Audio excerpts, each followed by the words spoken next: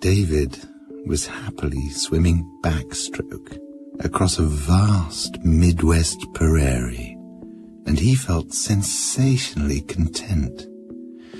Great wagons of serenity were lazily rolling into his mind. Red velvet hotel curtains were blushing with morning sun. David could hear traffic. His body felt like soft rope being seduced awake by fairy lights. I know, strange, but that really is what David was dreaming about. And anyway, it doesn't matter. David's woken up now, and we are with him. You couldn't have come at a better time, my friend. You've arrived at the beginning of the story. Welcome. Now, in 2 hours' time, David, our hero, needed to be at Spratzenbergen-Flögedövenerf station, boarding a train to Paris. So, after showering, David opened his suitcase and packed 4 pairs of socks, 4 pairs of underpants, 2 shirts, 1 pair of black shoes, 1 suit, 2 books, and 1 letter, and 1 notepad. He picked up his passport, his wallet, his room key, and his case, and he left the room. The door clicked lightly shut behind him. Click! Outside the hotel, a sleek, smooth, creamy-coloured taxi lurched off its haunches and swooped up beside David. Spratzenbergen-Flögedövenerf station, please, said David as he got in. The driver grunted.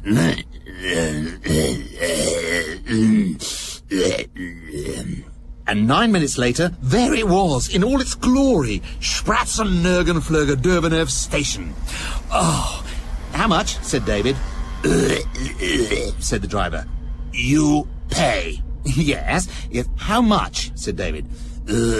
Yes, said the driver. David pulled out a bundle of notes, and the driver smiled. A great, big, toothy, gold-capped smile, and his eyes sparkled. Good luck, my friend, said the driver, taking all the notes. Welcome back someday. And he was gone. The station resonated with the magnificent, sedate, shuffly sound of station life.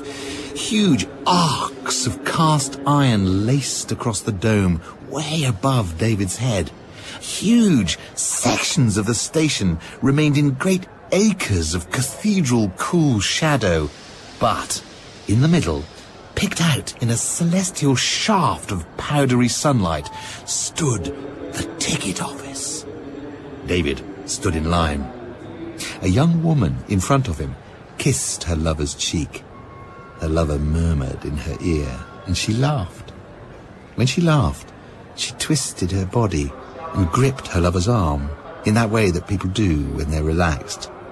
And as she twisted, she glanced at David. The glance became a moment, and in that moment, David fell in love with her. Do you speak English? Said David to the woman behind the thick glass at the counter. Good, thank you. Paris, please. One way. No, I won't be returning. Window seat, please. Can I pay with this? Oh, okay. How about this? Okay. Here. No, that's a picture of my parents on holiday. Do you think I could have my wallet back, please? Yes, okay. Just take the required cash. Just take it. A donation? A donation to which charity? Oh, all right. Well, maybe a small donation. No, not that much. Right. Okay. Thank you. Goodbye. 10:33. David boarded his train and made his way along the corridor towards his compartment. And then he saw her, the girl from the queue. She was sat in his seat. She looked up, and she smiled. "Is this your seat?" she said in a voice that made him want to curl up on her lap forever. "No, it's fine. Don't move," said David. "I wanted to face the way we're travelling, you see. No, I really don't mind." David glanced at the seat opposite the girl, beside the window, facing her. He couldn't sit that close to her. "Just sit down," he ordered himself. But he couldn't. He panicked. Discreetly, of course. He left the compartment and he walked back up the corridor. Oh, damn. The train began its journey. David bought himself a coffee. David drank it. He pulled himself together and he went back. But when David returned to the compartment, there was a man sat opposite the girl. A fat man with a moustache like a broom head. David met the girl's eyes again. "Here, please, have your seat back," she said, getting up. No, really, I'm fine here," said David, sitting down beside the fat man. She smiled again. "Thank you." The fat man looked hot. The fat man smelt hot. He rested his book on his stomach and wiped the sweat from his head where his hair had once been. The girl looked up briefly.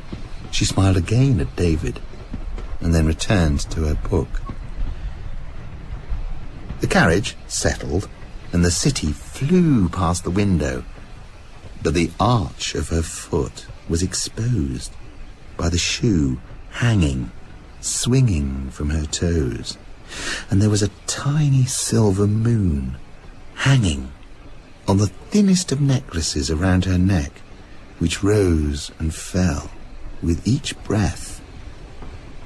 On rattled the train, out of the summery city, past the gaunt outskirts and out into the ripe countryside. David opened his case, he took out his pen and his notebook, and he started to write. But throughout it all, he noticed every shift of her body, every flick of her eyes, every turn of her head. A train guard was now shouting an announcement along the corridor. The train was drawing into a small rural station. A simple twist of fate. The fat man beside David picked up his bag, wiped his sweaty moustache and left the compartment. And no one else came in. "What are you writing?" said the girl suddenly to David as the train pulled out of the station. What am I writing? A short story. For yourself?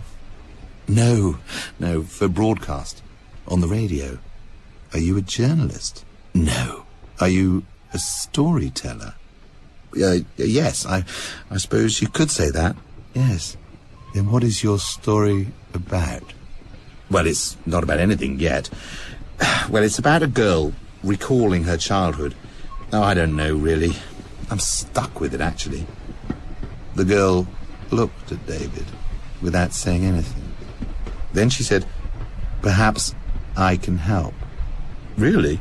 "Yes. Well, I mean, I'd be happy to listen, if you'd like." "Yes, I would like. I would love that. But it's really only the beginning, though. Is it?" "Good. I love beginnings," she said. So David began to read to the girl opposite him on the train. Okay, this is it. Grace had reached the top of the cliff path.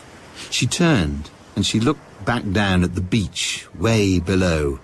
Memories came to her now, memories, recollections she thought had been flushed away by the tide of time. She recalled a tortoise she once had, and a rabbit called Moosh.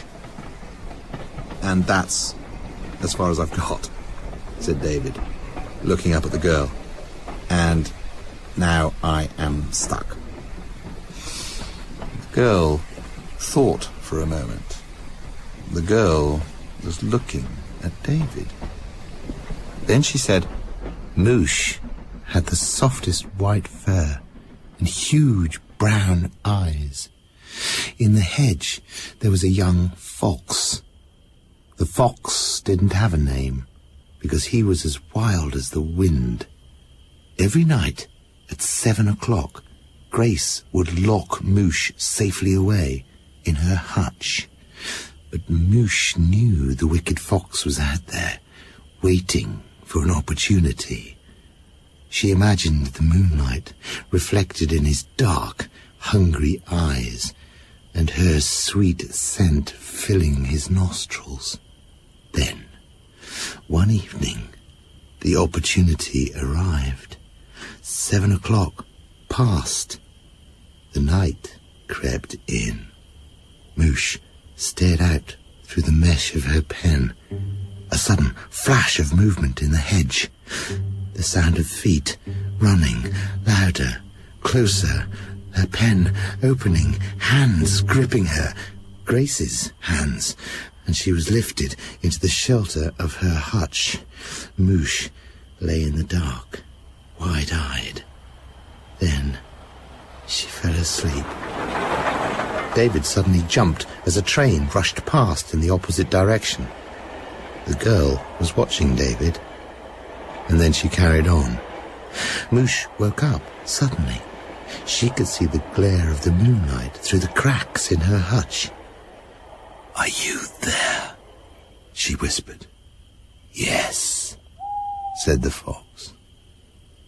Moosh's feet gripped the floor. "Are you going to burrow underneath?" "Of course," said the fox. "Why are you waiting?" "I don't know." "Do you imagine I would struggle?" "Would you?" "Burrow." And he did. When Moosh finally felt his mouth around her, it was as she had dreamt it would be, the warmest and most tender embrace. So she only had to pretend to resist. For him, that night, and every other night, in the woods, together. The carriage swayed. David didn't know the girl's name. She didn't know his. He loved her stories so much, he couldn't speak. And because her eyes were on him, he reached out. When he touched her, the girl closed her eyes. When David kissed her, she opened them and kissed him back. They got off the train. They stayed together. When they lay in bed together, they told each other stories. When they moved in together, they bought a rabbit, and they called their rabbit Spratzen Nirgen Flöge Dövenhof Station. That's what happened.